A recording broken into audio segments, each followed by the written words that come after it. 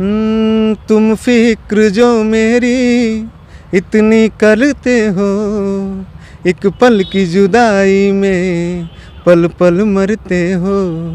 मेरी सांस महकती है सांसों में तुम्हारी, क्यों इतनी मोहब्बत तुम किया करते हो।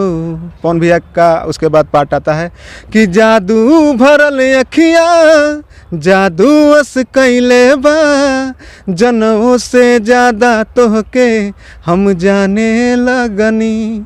तू जिंदगी में जब से आइलू जान बन के, भगवान के माने लगनी, भगवान के माने लगनी। कि एक दिन जिंदगी से हो गइल मुलाकात फुर्सत में, कि एक दिन जिंदगी से हो गइल मुलाकात फुर्सत में।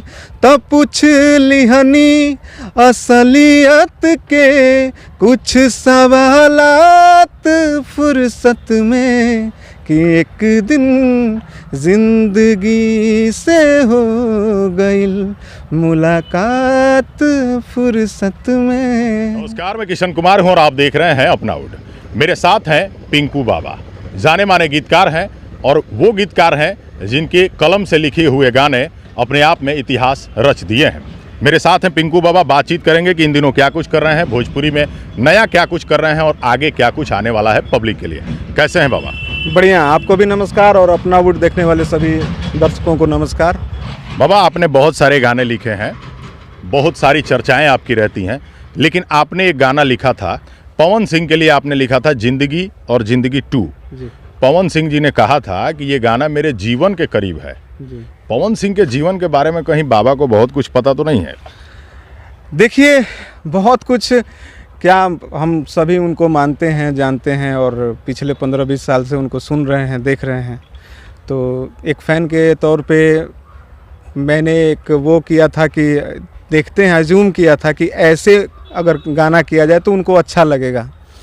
अब इसमें सबसे बड़ा रोल था विनय विनायक सर का, जिन्होंने कहा कि हम लोग कुछ ऐसा करते हैं जो भोजपुरी में अब तक आया नहीं हो और बड़े लेवल का हो। तो ये टास्क मुझे मिला था, काफ़ी कठिन था, लेकिन जिस दिन पवन भैया ने कहा कि ये गाना मेरी ज़िंदगी के सबसे करीब का गाना है, और मुझे बहुत खुशी हुई कि गाना रिलीज़ होने के एक दिन पहले ही उन्होंने, जबकि ऐसा होता नहीं है, किसी भी कलाकार ने ऐसा आज तक नहीं किया है कि उनका गाना कल रिलीज होने वाला हो और आज शाम को वो किसी स्टेज पे उसको गा दें, लेकिन उन्होंने वैसा किया था ज़िंदगी के समय। और ज़िंदगी 2 जब मैंने लिखा तो ज़िंदगी 2 उनके जीवन से काफ़ी मिलता जुलता मैंने प्रयास किया कि मैं करूं, और बस उनको सुनने के लिए हमने भेजा था कि ये गाना आपको कैसा लग रहा है। और उम्मीद नहीं थी कि वो, मतलब ऐसे ही हमने भेज दिया था, विनायक सर ने कहा था और मैंने कहा था सर भेजिए, देखते हैं। और मतलब आश्चर्य हुआ जब पवन भैया एक बार सुनने के बाद बोले कि ये गाना हम लोग इस एक ही हफ्ते में डब कर रहे हैं और इसको हम करेंगे। तो बहुत अच्छा लगता है कि उनकी जो सोच है उसको मैं पकड़ लेता हूँ और उनको भी अच्छा लगता है, मुझे भी अच्छा लगता है। बाबा, पब्लिक जानती है कि आप एक अच्छे गीतकार के साथ साथ आपके पास एक अच्छी सुंदर आवाज़ भी है। आपने जिन गानों को अपनी कलम से लिखा था पवन जी के लिए, जिंदगी और जिंदगी 2, एक एक लाइन पब्लिक के लिए हो जाए दोनों। बिल्कुल। तो ज़िंदगी गाना ऐसे था, पहले वो तो हिंदी और भोजपुरी मिक्स था, जिसमें भोजपुरी पवन भैया का आता है और हिंदी रेणुका पवार जी बहुत बड़ी सिंगर हैं, उनका आता है। तो उनकी लाइनें स्टार्ट होती हैं ऐसे, तुम फिक्र जो मेरी इतनी करते हो, एक पल की जुदाई में पल पल मरते हो। मेरी सांस महकती है सांसों में तुम्हारी, क्यों इतनी मोहब्बत तुम किया करते हो। पवन भैया का उसके बाद पार्ट आता है कि जादू भरल अखियाँ जादू अस कैले बा, जनों से ज़्यादा तोहके हम जाने लगनी। तू जिंदगी में जब से आइलू जान बन के, भगवान के माने लगनी, भगवान के माने लगनी। ये पहला गाना था। और दूसरा ज़िंदगी जो तू था वो ऐसे था कि एक दिन जिंदगी से हो गइल मुलाकात फुर्सत में, कि एक दिन जिंदगी से हो गइल मुलाकात फुर्सत में, तब पूछ लिहनी असलियत के कुछ सवालात फुर्सत में, कि एक दिन जिंदगी से हो गइल मुलाकात फुर्सत में। क्या बात है, काफ़ी शानदार आवाज़ है बाबा। बहुत लोगों की इच्छा होगी कि इतनी खूबसूरत आवाज़ है बाबा, सिर्फ लिखते ही क्यों हैं, गाते क्यों नहीं हैं? जी, तो इसमें मैं आपको बता दूं कि काफ़ी सारी कंपनियां जिनका मैं गाना लिखता हूं, उनका बेधड़क ऑफर आता है कि आप इतने गाने करके अपनी आवाज़ में दे दीजिए। लेकिन चूँकि मैं एक लेखनी के काम में जुड़ा हुआ हूं, तो अगर आप लोगों की इच्छा होगी और आप लोगों का आशीर्वाद मिलेगा तो इसके विषय में मैं 1 साल के बाद सोचूंगा। बाबा, आप पवन सिंह के लिए इतना बड़ा बड़ा गाना लिखे हैं, गीतकार किसी एक के लिए नहीं होता है, और किन किन कलाकारों के लिए गाने लिखे हैं और किन किन कलाकारों के साथ गाने आ रहे हैं? जी, गाना मैंने पवन भैया के साथ भी किया है और पवन भैया के साथ और भी गाने आ रहे हैं। गाना मैंने खेसारी भैया के साथ भी जो आपकी एक बारिश गाना था वो मैंने किया, एक चाट के मर जात गाना था वो किया, और भी खेसारी भैया के 2-3-4 गाने लगभग डब हो चुके हैं, तो उनका है। बाकी अगर स्टार्स में देखा जाए तो कल्लू जी के लिए भी मैं काम कर रहा हूँ, गुंजन जी के लिए भी बात हुई है, प्रमोद प्रेमी जी के लिए भी बात हुई है, इसके अलावा अंकुश राजा जी के लिए भी मैं प्रोजेक्ट कर रहा हूँ। तो पवन सिंह हैं, खेसारी जी हैं, रितेश पांडे, राकेश मिश्रा, प्रमोद जी, बहुत सारे कलाकार हैं। इन दिनों भोजपुरी में बड़ा गर्मा गर्मी चल रही है, आपने देखा और सुना होगा, क्या ये ठीक है?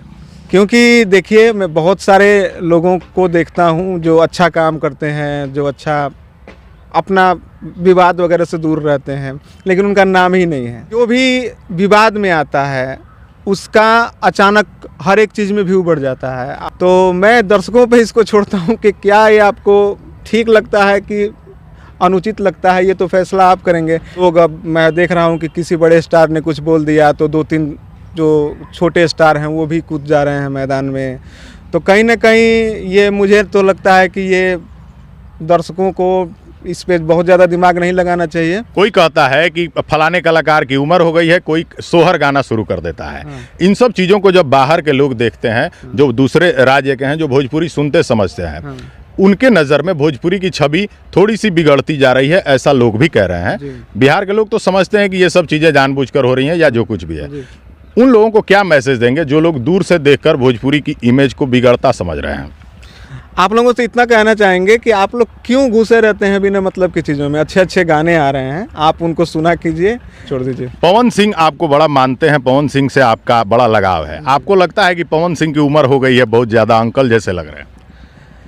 तो इसके लिए मैं कहना चाहूँगा कि तब तो रजनीकांत जी को काम नहीं करना चाहिए, वो तो 75 साल के हो गए। तो वो अभी 3-4 साल पहले आते हैं रोबोट 2 लेके, उसमें उनकी हीरोइन ऐश्वर्या राय होती हैं, तो वो अंकल नहीं है। शाहरुख खान जो 55 साल की उम्र में पठान लेकर आए हैं, मूवी हिट कर रही है, तो वो अंकल नहीं है। अक्षय कुमार जिनकी उम्र 55 साल हो गई है, सलमान खान, आमिर खान जो 60 के करीब के होने वाले हैं, ये सारे लोग हीरो बन के आ रहे हैं। तो किस आधार पे कोई कह सकता है कि 35-36 साल के पवन सिंह जी अंकल हो गए हैं? इसके हिसाब से तो ये तो 35 साल पे तो रजनीकांत सर ने शुरू किया था, हीरोइज्म शुरू किया था उसने, और उस उम्र में अगर कोई बोले कि पवन सिंह जी अंकल लगने लगे हैं तो ये मजाक का सब्जेक्ट हो सकता है। गंभीरता से इसमें कोई वो बात नहीं है। एक गीतकार के तौर पे, गीतकार लोग फिल्मों में भी गाने देते हैं, बाबा एल्बम में तो गर्दा मचा ही रहे हैं, फिल्मों में कौन कौन से गाने आ रहे हैं?